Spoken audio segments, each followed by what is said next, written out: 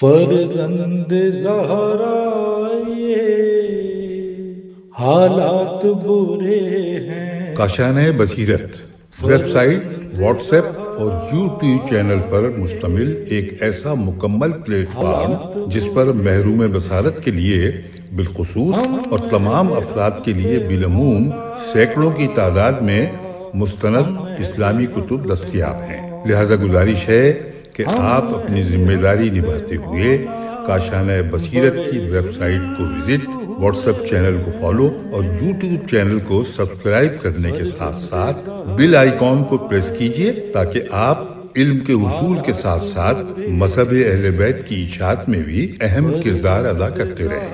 کاشانۂ بصیرت۔ حالات برے ہیں۔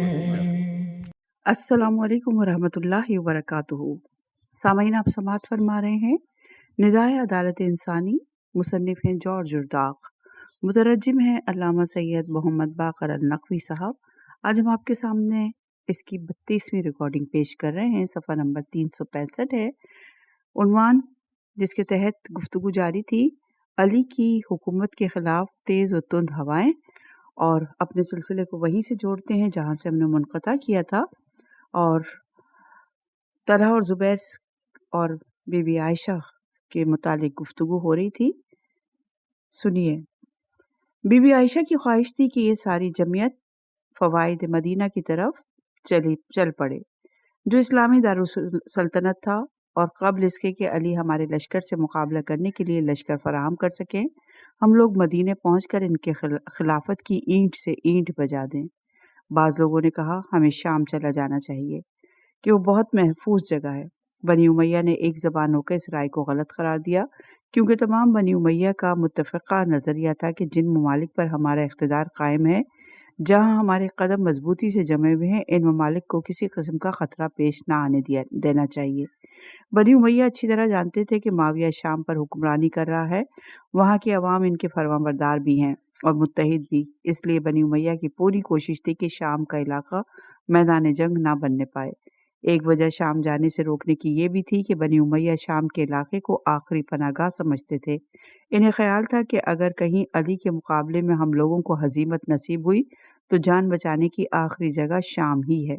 معاویہ مدتوں سے شام میں اپنی بادشاہت قائم کرنے میں لگا ہوا تھا، لہٰذا بنی امیہ ان کی راہ میں روڑے کیوں اٹکائے، اور کیوں نہیں علی اور ان کے مخالفین کی توجہ دوسری طرف پھیرنے کی کوشش کرے، تاکہ شام جو ان کے لیے جنت کی حیثیت رکھتا تھا، میدان جنگ بن کر جہنم نہ بننے پائے۔ طلحہ اور زبیر کی خواہش یہ تھی کہ نہ مدینے کا رخ کیا جائے نہ شام کا، بلکہ ہم لوگ بصرہ چلے جائیں۔ ان کا کہنا یہ تھا کہ بصرہ اور کوفہ میں ہمارے ہمدردوں کی تعداد زیادہ ہے، یہ دونوں شہر بنسبت دیگر شہروں کے زیادہ مناسب تھے۔ طلحہ اور زبیر بصرہ چلے جانے والوں کی رائے دے کر بہت دور کی سوچ رہے تھے۔ وہ جانتے تھے کہ اگر باشندگان بصرہ یا باشندگان کوفے کی مدد سے یہ جنگ ہم جیت لیتے ہیں تو خلافت ہم ہی دونوں میں سے کسی کے ہاتھ لگے گی، یعنی علی کو ہزیمت دے کر فتح حاصل کرنے میں جس کے اعوان اور انصار زیادہ حصہ لیں گے وہی خلیفہ بنایا جائے گا۔ اس رائے کی بنی امیہ نے بھی سرگرمی سے موافقت کی۔ سب نے بی بی عائشہ کی خدمت میں آ کر عرض کیا کہ اے ام المومنین، مدینے کا خیال چھوڑ دیجئے، ہمارے ساتھ جتنے لوگ ہیں وہ وہاں کے بلویوں کا مقابلہ نہ کر سکیں گے، آپ ہمارے ساتھ بصرہ تشریف لے چلیں، ممکن ہے وہاں کے لوگ ہم سے احتجاج کریں اور علی ابن ابی طالب کی بیعت ہو جانے کا عذر پیش کریں، آپ انہیں بھی انتقام خون عثمان لینے پر اسی طرح آمادہ کریں جس طرح آپ نے مکے والوں کو آمادہ کر لیا ہے۔ بنی امیہ نے جی کھول کر جنگ کے ساز و سامان کی فراہمی میں روپیہ پیسہ خرچ کیا۔ ایک منادی نے مکے کی گلیوں کوچوں میں اعلان کیا کہ بی بی عائشہ اور طلحہ اور زبیر بصرے کی طرف روانہ ہو رہے ہیں، جس کو اسلام کی ہمدردی اور اعزاز دین منظور ہو اور مخالفین سے جنگ اور عثمان کے خون کا بدلہ لینا ہو ہمارے ساتھ چلے، جس کے پاس سواری اور سامان سفر نہ ہو ہم سے لے لے۔ جب بی بی عائشہ لشکر فراہم کر کے بصرے کی طرف روانہ ہونے پر بالکل تیار ہو گئی تو جناب ام سلمہ زوجہ پیغمبر اکرم صلی اللہ علیہ وآلہ وسلم نے آ کر بہت سمجھانے کی کوشش کی اور کہا، کل تم ہی لوگوں کو عثمان کے خلاف بھڑکاتی رہیں اور بد سے بدترین باتیں ان کے بارے میں کہا کرتی، تم نے ان کا نام ہی نا اصل رکھ چھوڑا تھا۔ اس نام کے علاوہ اور کسی نام سے تم انہیں یاد ہی نہیں کر پاتی تھیں۔ پھر انہوں نے بہت زور دیا کہ گھر ہی بیٹھی رہو، علی کے خلاف فوج کشی نہ کرو۔ جب دیکھا کہ عائشہ اپنے ارادے سے باز آنے والی نہیں، وہ ضرور ہی علی سے جنگ کرنے کے لیے نکلیں گی، تو آپ نے اپنے فرزند عمر ابن ابی سلمہ کو امیر المومنین کی خدمت میں بھیج دیا اور ساتھ ہی حضرت کو یہ خط بھی لکھا: امیر المومنین، اگر خدا کی نافرمانی نہ ہوتی اور اس بات کا یقین نہ ہوتا کہ میرا ساتھ چلنا آپ کو گوارا نہ ہوگا، تو میں بھی اس جنگ میں آپ کے لیے ہم رکاب رہتی۔ میں اپنے لڑکے عمر کو روانہ کر رہی ہوں، قسم بخدا یہ مجھے اپنی جان سے پیارا ہے، یہ آپ کے ساتھ ساتھ رہے گا اور ہر مارکے میں شریک ہوگا۔ بی بی عائشہ نے کوشش کی کہ دیگر ازواج پیغمبر کو بھی اپنے ساتھ لے کر بصرہ جائیں، مگر سب نے انکار کیا۔ صرف حفصہ بنت عمر نے آمادگی ظاہر کی، وہ علی سے لڑنے کے لیے عائشہ کے ساتھ چلنے پر آمادہ ہو گئی۔ عبداللہ بن عمر ان کے بھائی نے یہ کہہ کر روکا اور کہا کہ جس طرح دیگر ازواج پیغمبر اپنے گھروں میں بیٹھی ہیں، تم بھی بیٹھی رہو۔ حفصہ عبداللہ بن عمر کے کہنے سے مجبور ہو گئیں اور انہوں نے یہ معذرت کہلا بھیجی کہ آپ کے ساتھ چلنے میں عبداللہ رکاوٹ بن گئے ہیں۔ سارا لشکر بی بی عائشہ کے جھنڈے کے تلے بصرہ کی طرف روانہ ہوا۔ راستے میں خیبر کے پاس اس لشکر سے اور سعید بن عاص اور مغیرہ بن شعبہ سے مٹ بھیڑ ہوئی۔ اس موقع پر ان دونوں کی بی بی عائشہ، طلحہ، زبیر اور مروان وغیرہ سے جو گفتگو ہوئی، ان کو ہم بیان کر چکے ہیں۔ پھر سعید بن عاص نے بنی امیہ کے عام منصوبے کے مطابق کوشش کی کہ ان لوگوں کو آپس میں ٹکرائے تاکہ دونوں لڑ کر اپنی طاقت گنوا بیٹھیں اور حکومت اموی خاندان کی طرف پلٹ آئے اور کسی طرف جانے نہ پائے۔ چنانچہ جب سعید بن عاص طلحہ اور زبیر سے تنہائی میں ملا تو پوچھا: اگر آپ لوگ کامیاب ہو گئے تو سچ بتائیے کہ خلیفہ کون بنے گا؟ طلحہ اور زبیر: ہم دونوں میں سے جسے لوگ منتخب کریں۔ سعید بن عاص: نہیں، آپ لوگوں کو چاہیے کہ عثمان کے کسی لڑکے کو خلیفہ بنائے، کیونکہ عثمان ہی کے خون کا انتقام لینے کے لیے آپ لوگ اٹھے ہیں۔ طلحہ اور زبیر: عثمان کے لڑکے کو؟ ہم شیوخ مہاجرین کو چھوڑ کر ان کے پھوکروں کو خلیفہ بنائیں گے، یا چھوکروں لکھا ہوگا، شاید مٹا ہوا ہے۔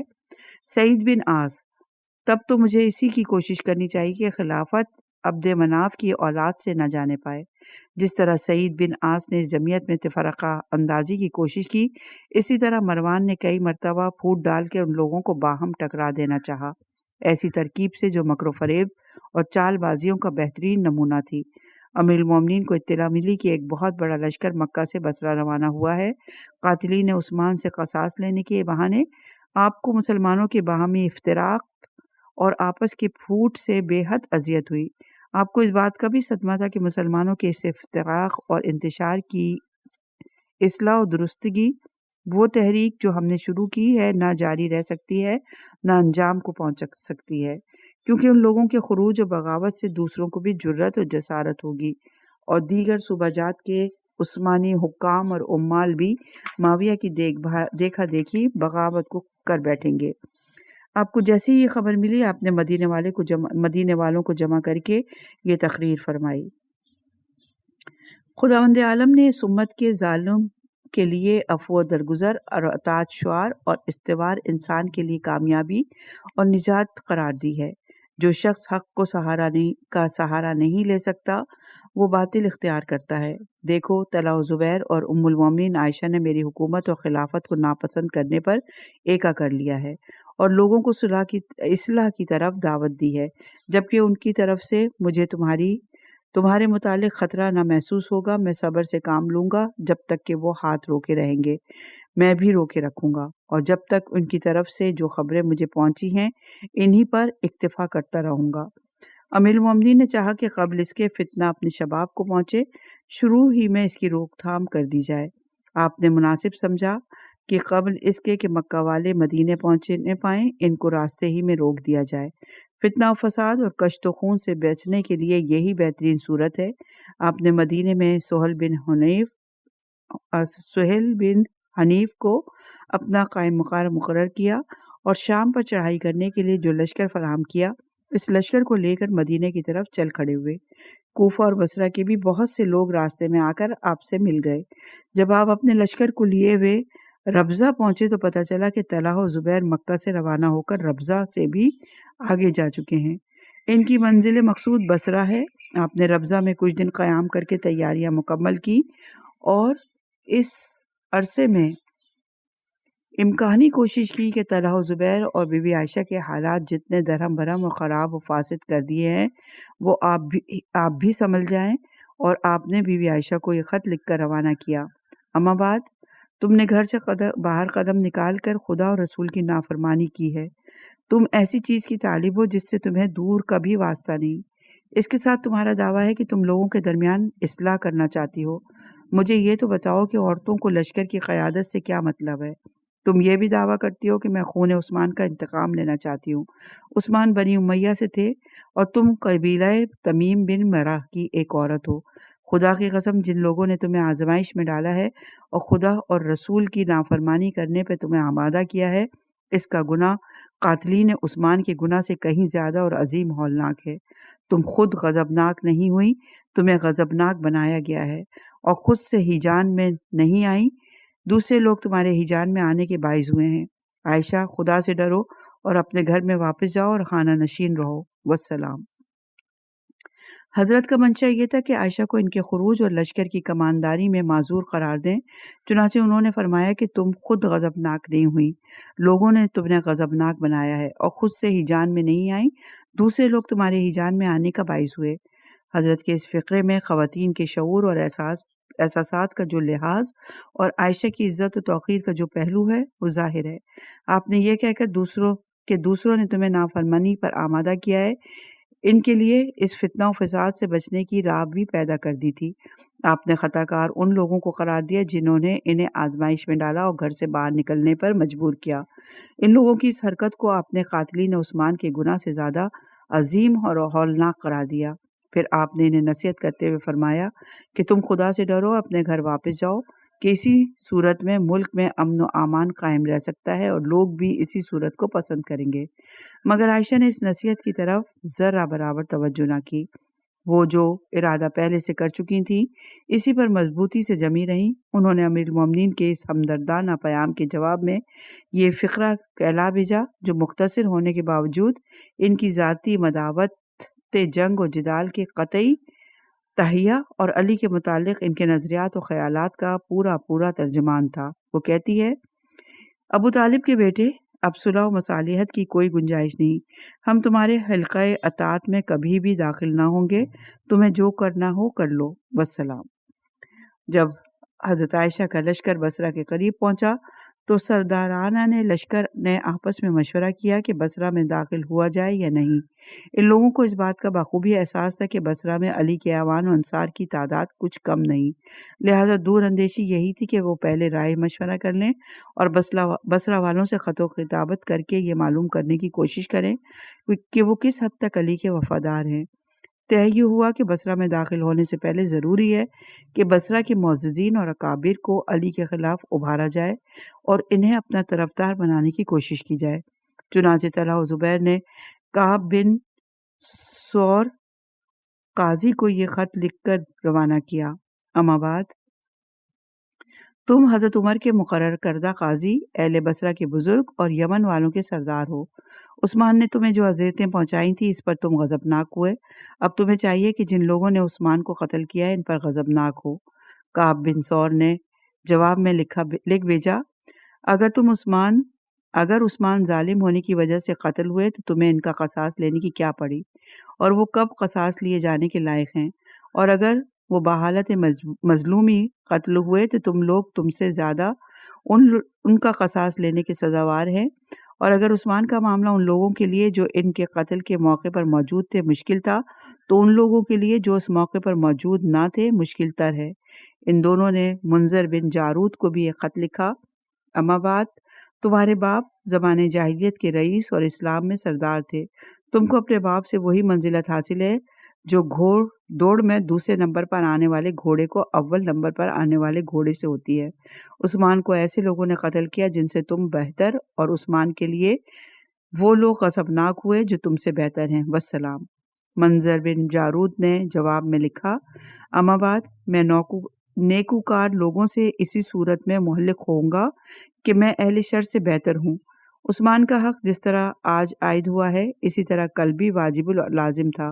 وہ تمہارے ہی درمیان اور تم ہی لوگوں کے اندر تھے، مگر تم لوگوں نے ان کو بے یار و مددگار چھوڑ دیا، ان کی کوئی مدد نہ کی۔ اب یہ نیا انکشاف تم پر کب ہوا اور یہ جدید رائے تمہیں کب سجھائی دی؟ بی بی عائشہ نے زید بن سوہان کو لکھا کہ عائشہ بنت ابی بکر امیر المومنین اور حبیبہ رسول کی طرف سے ان کے خاص بیٹے ضبط زید بن سوہان کے نام۔ اما بعد میرا یہ خط پہنچتے ہی میری مدد کو روانہ ہو جاؤ، اگر مدد کو نہ ہو تو لوگوں کو علی کی نصرت سے باز رکھنا۔ زید بن سوہان نے جواب میں لکھا، زید بن سوہان کی طرف سے عائشہ بنت ابی بکر حبیبہ رسول خدا کے نام۔ اما بعد میں آپ کا خالص بیٹا ہوں، بشرطے کہ آپ اس امر سے کنارہ کشی کر کے اپنے گھر واپس چلی جائیں، ورنہ سب سے پہلا مخالف آپ کا میں ہی ہوں۔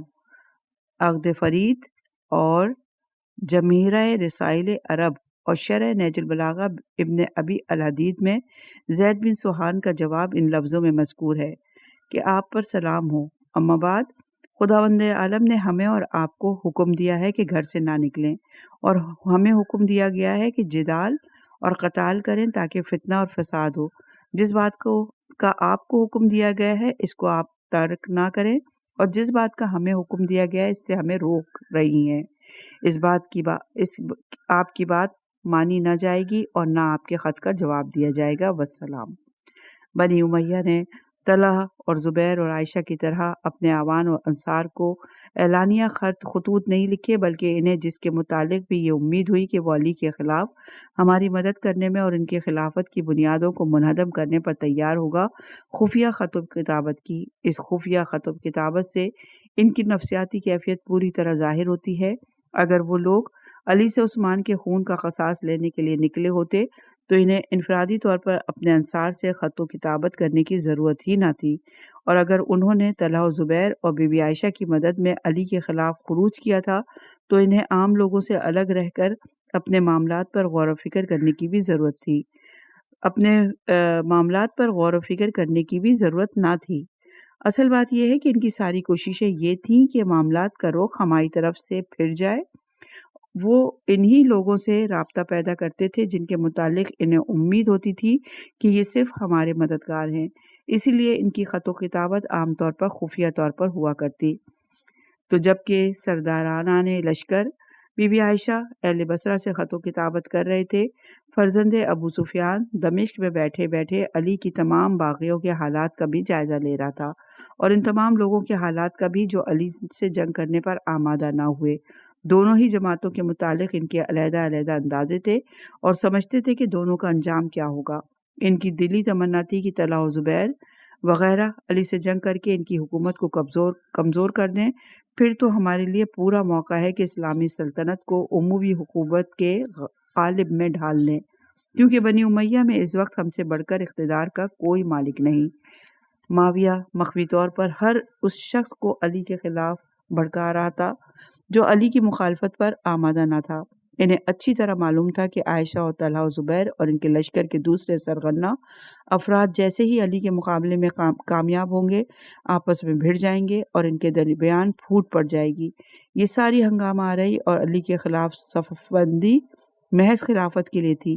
علی کے مغلوب ہونے کے بعد طلحہ و زبیر کا اسی خلافت کے لیے آپس میں ٹکرا جانا لازم تھا۔ ایسی صورت میں میدان بنی امیہ کے لیے خالی ہو جاتا، طلحہ و زبیر ایک دوسرے سے برسر پیکار ہوتے، اور بنی امیہ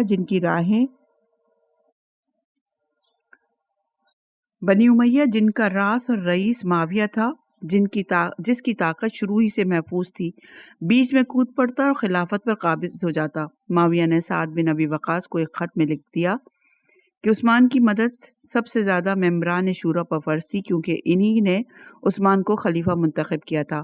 طلحہ اور زبیر نے عثمان کے قصاص کا مطالبہ کر کے ان کی مدد کی۔ یہ دونوں شورا کے ممبر تھے جس طرح آپ تھے، اور اسلام میں جو اہمیت آپ کو حاصل ہے وہی ان کو بھی حاصل ہے۔ ام المومنین عائشہ بھی عثمان کی مدد پر کمر بستہ ہوئیں، لہٰذا آپ اس چیز کو ناپسند نہ کیجیے جسے ان لوگوں نے پسند کیا ہے، اور اس چیز کو نہ ٹھکرائیے جس چیز کو ان لوگوں نے قبول کر لیا ہے۔ ذرا غور فرمائیے اس مکر و فریب پر۔ ساتھ جو ممبران شورا میں سے ایک ممبر تھا، اور حضرت عمر نے انہیں من جملہ دیگر تمام امیدواران خلافت کا ایک امیدوار قرار دیا تھا۔ ان کے جذبات میں ہیجان پیدا کر کے کس طرح انہیں بہکانے کی کوشش کی گئی ہے، پھر یہ بھی دیکھیے کہ کتنی خوبصورتی سے اپنی دلی مدعا کو مخفی رکھ کر انہیں علی کے مقابل کھڑا کرنے میں آمادہ کیا ہے۔ یہ دوسری بات کہ سعد بن وقاص سے یہ چال بازی، یہ مکر و فریب مخفی نہ رہ سکا۔ وہ ان کے بچھائے ہوئے جال میں گرفتار نہ ہوا، اور معاویہ نے جس مقصد سے خط بھیجا تھا فوراً ہی تاڑ گیا۔ سعد بن ابی وقاص بھی آخر قریشی سے تھا۔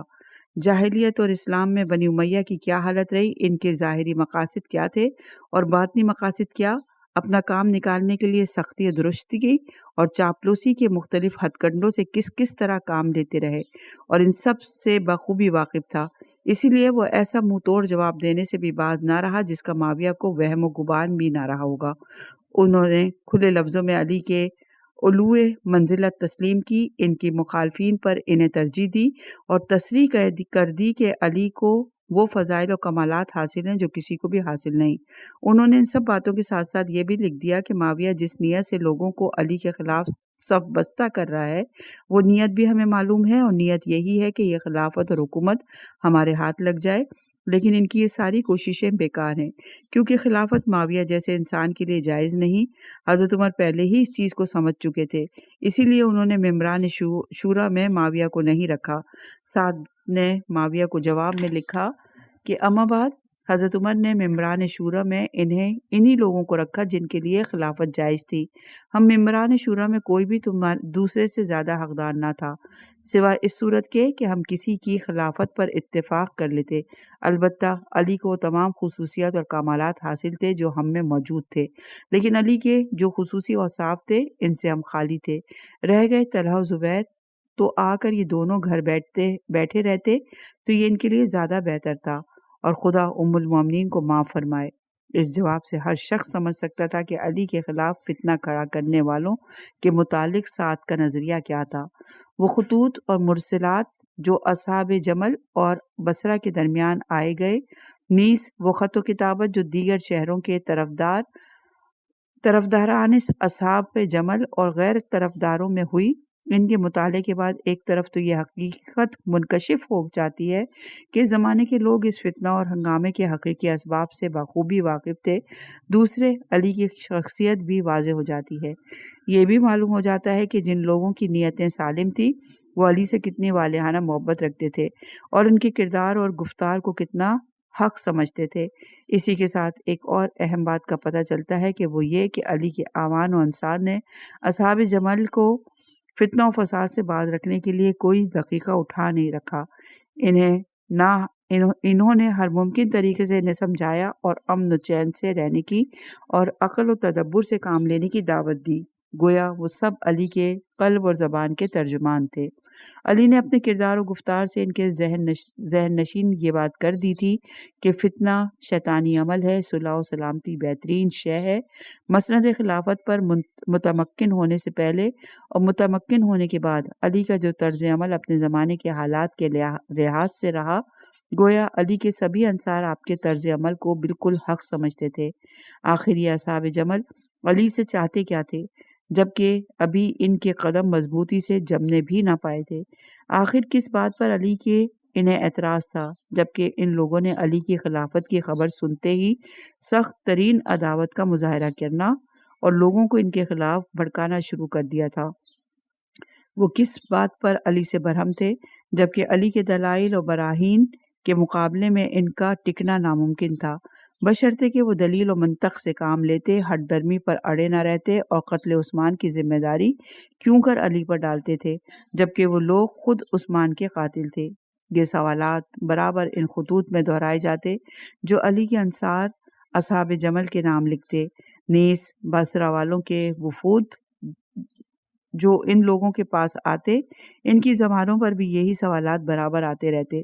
چنانچہ عائشہ کا لشکر ابھی بصرہ کے جوار میں پہنچا بھی نہ تھا، اور ان کے اور طلحہ و زبیر کے خطوط بصرہ والوں کے نام ابھی راستے ہی میں تھے کہ عثمان بن حنیف عامل بصرہ نے ابھی الاسود جو کہ ولی اور عمران بن حسین کو عائشہ کے پاس روانہ کیا کہ جا کر معلوم کرو کہ انہوں نے علی کے خلاف کیوں خروج کیا ہے، اور انہیں رائے دو کہ آپ جس مقصد سے گھر سے نکلی ہیں اس سے باز آئیے۔ پھر انہوں نے طلحہ اور زبیر کے پاس بھی دوسرے وفود بھیجے، مگر ان حضرات نے وہی جواب دیا جو پہلے کہتے آئے تھے، اور بصرے میں زبردستی داخل ہونے پر تل گئے۔ عثمان بن حنیف کو جب یہ بات کسی طرح منظور نہیں ہو سکتی تھی، انہوں نے لوگوں کو اکٹھا کر کے ہتھیاروں سے لیس کیا اور انہیں لے کر مکہ محلہ مربد کی طرف چل کھڑے ہوئے، جہاں عائشہ کا لشکر پڑاؤ ڈالے ہوا تھا۔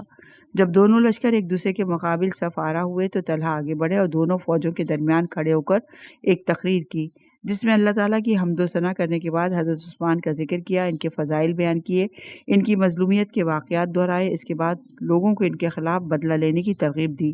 طلحہ کے بعد زبیر کھڑے ہوئے، انہوں نے بھی اسی قسم کی تقریر کی۔ جب یہ دونوں تقریریں کر چکے تو دائیں طرف سے ان کے ساتھیوں نے پکار کر کہا، جو کچھ آپ نے کہا بالکل درست اور سچ کہا، لیکن بائیں طرف سے عثمان بن حنیف کے ساتھیوں نے آواز دی کہ جو کچھ کہا بالکل غلط کہا، آپ لوگوں نے پہلے علی کی بیعت کی، پھر اس کو توڑ کر ان کے خلاف محاذ قائم کر لیا۔ اس طرح ایک ہنگامہ برپا ہو گیا اور ہر طرف سے شور و غل مچنے لگا۔ آخر بی بی عائشہ کھڑی ہوئیں اور آپ نے تقریر کرتے ہوئے کہا، لوگ عثمان پر اعتراض اور ان کے عہدیداروں کی برائیاں کرتے تھے، وہ مدینے میں آ کر ہم سے صلح مشورے کرتے تھے۔ عثمان کی نسبت جب ہم ان لوگوں کی شکایتوں پر غور کرتے تو انہیں بے گناہ، پرہیزگار، راست گفتار اور ان کا ہنگامہ برپا کرنے والوں کو گناہگار، غدار اور دروغ گو پاتے تھے۔ ان کے دل میں جو کچھ تھا اور زبان پر کچھ اور۔ جب ان کی تعداد بڑھ گئی تو بے قصور اور بلا سبب عثمان کے گھر میں گھس گئے، اور جس خون کا بہانا ناجائز تھا اس کو بہایا، جس مال کا لینا درست نہ تھا اس کو لوٹا، اور جس سرزمین کا احترام ان پر فرض تھا اس کی بے حرمتی کی۔ بصرہ والوں نے ناگواری ظاہر کر کے اور چیخ پکار مچا کر بی بی عائشہ کی بات کاٹ دی۔ اس پر بی بی عائشہ چیخ کر بولی، لوگوں خاموش رہو۔ مجمع خاموش ہو گیا۔ انہوں نے پھر تقریر جاری کرتے ہوئے کہا، بتحقیق امیر المومنین عثمان نے تغیر و تبدل کیا، پھر وہ برابر اپنی خطاؤں کو توبہ سے دھوتے رہے، یہاں تک کہ وہ بحالت توبہ مظلوم قتل ہوئے، اس طرح ذبح کیے گئے جس طرح اونٹ ذبح کیا جاتا ہے۔ دیکھو، قریش نے اپنے تیر نشانوں پر چلائے اور اپنے ہی ہاتھوں سے اپنے منہ زخمی کر لیے۔ عثمان کو قتل کرنے سے انہیں کوئی فائدہ نہیں پہنچا، اور نہ عثمان کے قتل کرنے پہ وہ جلوہ اعتدال پر گامزن ہوئے۔ خدا کی قسم انہیں سخت اور ہولناک بلاؤں کا سامنا کرنا ہوگا، ایسی بلائیں جو سوتوں کو بیدار کر دیں گی اور بیٹھے ہوئوں کو کھڑا کر دیں گی، اور ان پر ایسی قوم مسلط ہو جائے گی جو ان پر رحم نہ کھائے گی اور انہیں سخت ترین عذاب میں مبتلا کرے گی۔ دیکھو، عثمان مظلوم قتل ہوئے، ان کے قاتلوں کو ڈھونڈو اور جب ان پر قابو پا لو تو انہیں قتل کر ڈالو۔ پھر خلافت کے معاملے کو شورا علی پر رکھو۔ شورا کے ممبران وہ ہیں جنہیں امیر المومنین عمر ابن خطاب مقرر کر کے گئے ہیں، اور ان پر وہ شخص داخل نہ ہو جو قتل عثمان میں شریک رہا ہو۔ اسی تقریر میں انہوں نے یہ بھی کہا کہ تم لوگوں نے علی ابن ابی طالب کی بیعت کر لی، جماعت سے مشورہ کیے بغیر، زور زبردستی سے اور غصبی طور پر۔ اس طرح بی بی عائشہ عوام الناس کو علی کے قتل پر ابھارنے لگیں۔ ان کا کہنا تھا کہ لوگوں نے علی کی جو بیعت جماعت کے مشورے کے بغیر کی، وہ زور و زبردستی اور غصبی بیعت تھی۔ علی قتل عثمان میں شریک تھے، لہٰذا ان کو قتل کرنا ضروری ہے، اور چونکہ وہ قتل عثمان میں شریک تھے لہٰذا خلافت کے مسئلے کو ازسر نو طے کرنے کے لیے حضرت عمر کے منتخب کردہ ممبران شورا کی جو کمیٹی بیٹھے گی، اس میں علی شریک نہیں کیے جائیں گے۔ بی بی عائشہ کی اس تقریر نے بہت سے سامعین کو دہشت میں ڈال دیا۔ بہت سے لوگوں نے چپتے ہوئے سوالات ان سے کیے۔ انہی سوالات کرنے والوں میں آصف بن قیس، جاریہ بن قدامہ سعدی تھے۔ جاریہ نے بی بی عائشہ کی تقریر ختم ہونے پر ان سے خطاب کر کے کہا، ام المومنین، خدا کی قسم عثمان کا قتل کیے جانا اتنا اہمیت نہیں رکھتا جتنا یہ امر ہولناک ہے کہ آپ جیسی شخصیت مسلمانوں سے لڑنے کے لیے گھر سے نکلیں۔ آپ نے اس پردے کو جو خدا تعالیٰ نے آپ کے لیے بنایا تھا چاک کر دیا اور اس حرمت کو جو خدا نے آپ کے لیے مقرر کی تھی توڑ دی۔ آپ یہ سوچئے کہ جو شخص آپ سے لڑنے کا ارادہ کرے گا وہ ضرور آپ کو قتل کرنے کا ارادہ کرے گا۔ آپ ان باتوں پر غور کیجئے کہ اگر آپ اپنی مرضی سے اس لشکر کے ساتھ آئی ہیں تو آپ کے لیے بہتر ہے کہ واپس مدینہ تشریف لے جائیں، اور اگر ان لوگوں نے جبر کر کے آپ کو اپنے ساتھ ملایا ہے تو اس کے خلاف آپ لوگوں سے مدد طلب کیجئے، میں آپ کا ساتھ رہوں گا۔ اسی طرح اور بہت سے لوگوں نے طلحہ و زبیر پر سوالات کی بھرمار کی۔ ان لوگوں کو جواب دیتے نہ بن پڑا۔ بڑی دیر تک بحثہ بحثی ہوتی رہی جس کا اور تو کوئی نتیجہ نہ نکلا سوائے اس کے کہ طلحہ و زبیر اور عائشہ غیظ و غضب میں آپے سے باہر ہو گئے، جنگ و جدال پر پہلے سے زیادہ اڑ گئے۔ اس لشکر کی قائد خود بی بی عائشہ تھیں، چونکہ وہ اونٹ پر بیٹھی فوج کی کمان کر رہی تھی، اس لیے اس جنگ کا نام جنگ جمل رکھا گیا۔ بی بی عائشہ ہی کی طرف سے فرامین جاری ہوتے اور وہی دوسرے درجے کے سپہ سالاروں کا تقرر کرتی تھیں اور خطوط لکھ لکھ کر اپنے نام سے ان کے پاس روانہ کرتی، جن کے متعلق انہیں امید ہوتی کہ وہ علی کے مقابلے میں ہمارا ساتھ دیں گے۔ جیسا کہ ہم بیان کر چکے کہ جناب عائشہ کے خطوط اس مضمون کے ہوا کرتے تھے کہ عائشہ دختر ابی بکر ام المومنین حبیبہ رسول اللہ کی طرف سے ان کے فلاں خالص بیٹے کے نام خط، اما بعد، جب تم کو میرا یہ خط ملے تو میری مدد کو چل کھڑے ہو اور آ کر میری مدد کرو، اور اگر تم میری مدد کو نہ آ سکو تو تم کم سے کم اتنا کرو کہ لوگوں کو علی کے ساتھ دینے سے روکو۔ بہت سے لوگوں نے ان کی دعوت پر لبیک کہا اور بہت سے لوگوں نے لبیک کہنے اور ان کی بات ماننے سے انکار کر دیا۔ یہ عنوان اپنے اختتام پر پہنچا۔ انشاءاللہ کے نئے عنوان کے ساتھ اگلی ریکارڈنگ میں حاضر ہوں۔